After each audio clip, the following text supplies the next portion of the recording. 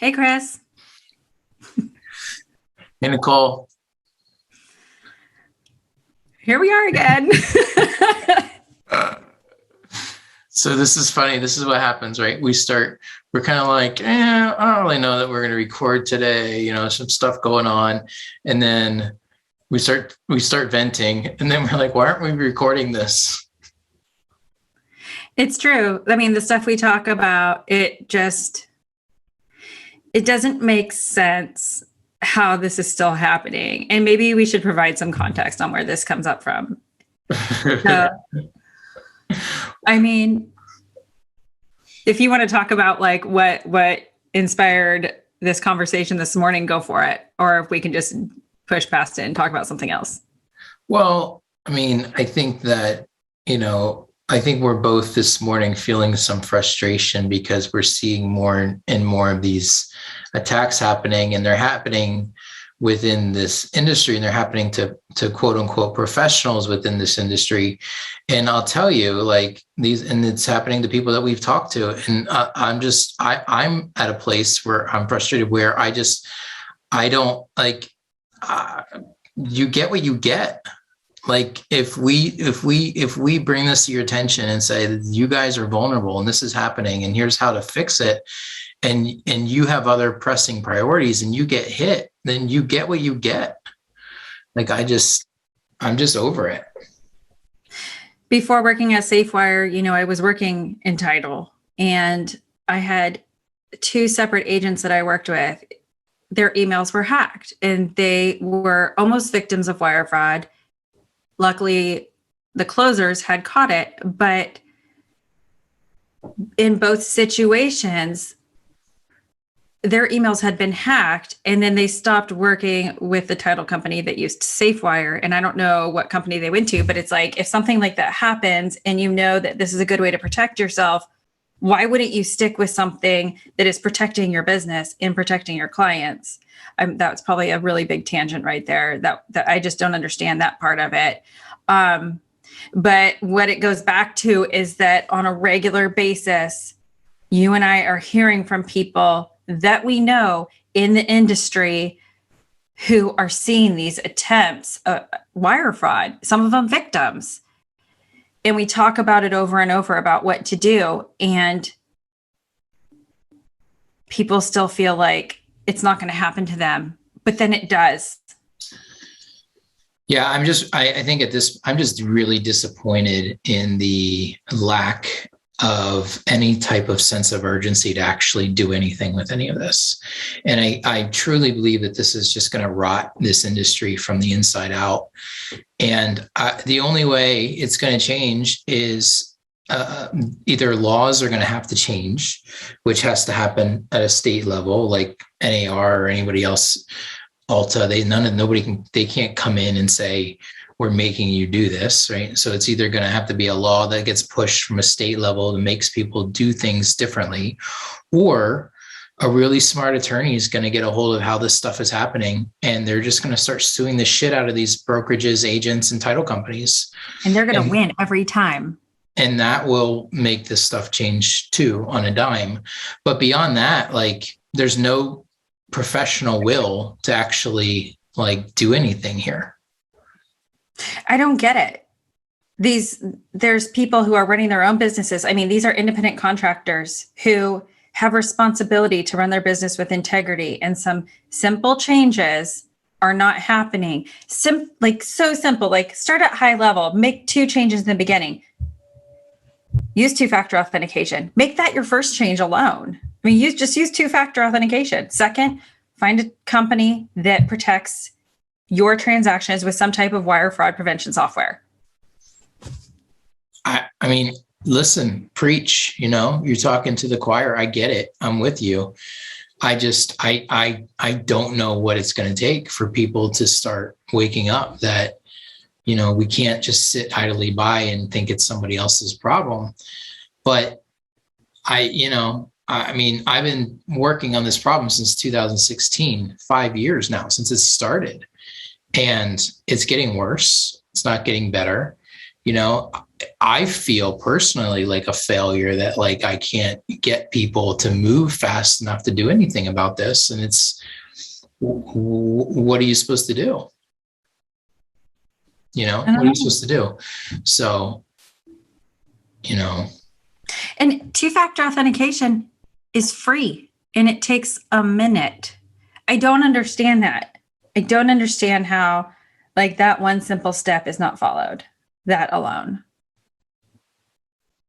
But I mean, brokers know and title companies know that if they make things harder for agents are going to potentially take their business somewhere else. And so they are just reticent to put anything into place that will make things more difficult, and because they're afraid of losing that their revenue. And that's ultimately, I think, we don't have enough adults in the room saying that we're going to make you do it this way because it's best for you and your clients. And here we are. it's crazy. They don't want to lose revenue. And really, at the end of the day, agents want to make they are kind of a circus master in these processes, in these transactions. So for them, they don't really want to add anything new to the mix, but it's really a one-time thing. You set it up and you're done. And then you just make sure you're vetting out a title company and making sure that they're keeping your client's information secure. It's really not that hard. And at the end of the day, it does make your job a lot easier as an independent contractor, because guess what?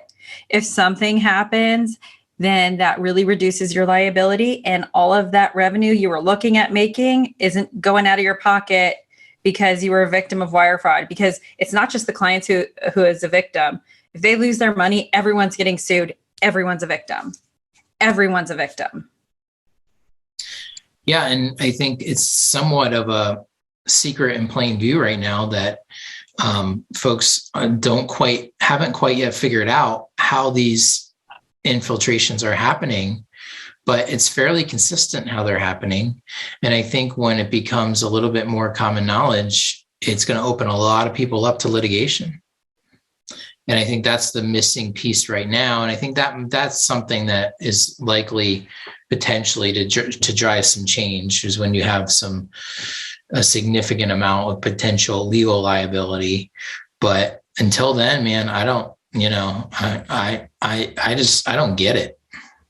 I'll tell you, if I was selling my house right now and my proceeds went to some other account, or if I was buying a house and that money was redirected elsewhere because someone had swapped out emails, I would be taking everyone to court, and I would tell them exactly where to start in their process.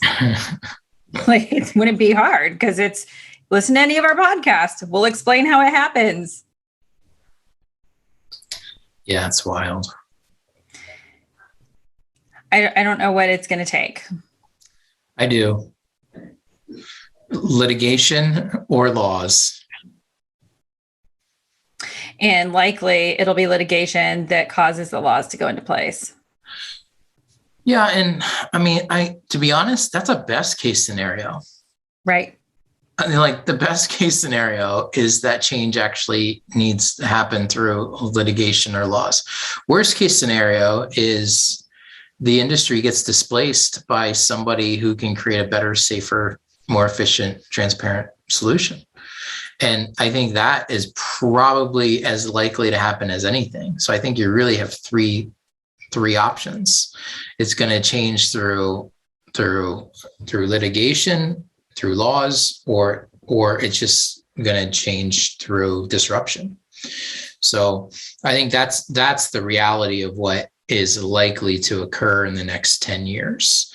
I don't think that we can maintain the pace that we're on, given the amount of money that's being lost and how those losses impact and create an additional mistrust of folks and their money and their closings and everything like that.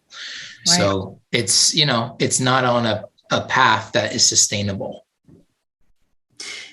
And In the past year and a half, we've moved to more electronic resources, which has been good and bad, as we've discussed in our other podcasts. But what it's doing is it's allowing people to move forward with technology and update the processes to make people more comfortable with using different platforms for their processes and not going through the antiquated processes that have been around for years. I mean, people are going to evolve and change, and this industry is in the process of it right now. So unless we get a good grip on it and people actually do what they're supposed to do, they're going to be in trouble. They're going to be out of jobs.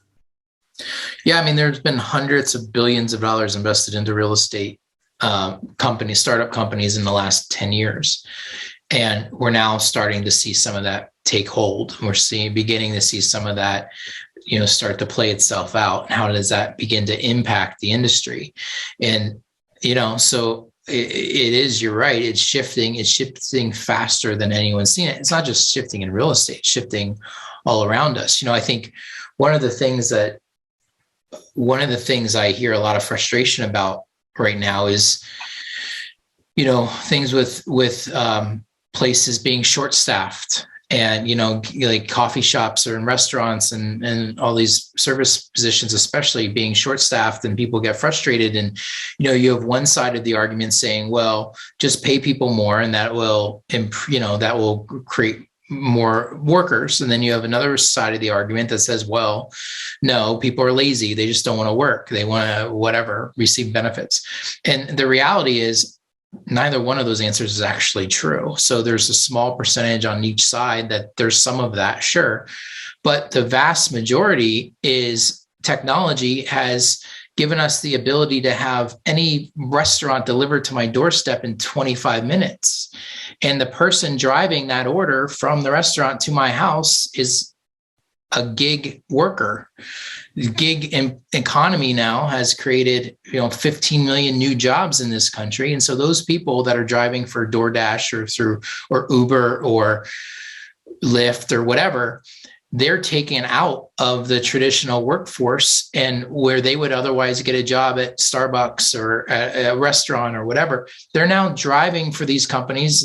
And so we give up the luxury of having the ability to get any restaurant deliver us food in 20 minutes. With the luxury comes at a cost, and the cost is we have an employment shortage, and we have an employment shortage for that reason, not because people are lazy, not because we need to pay people more money. It's because the shift has happened. And so I think that, and that's happened because directly of technology.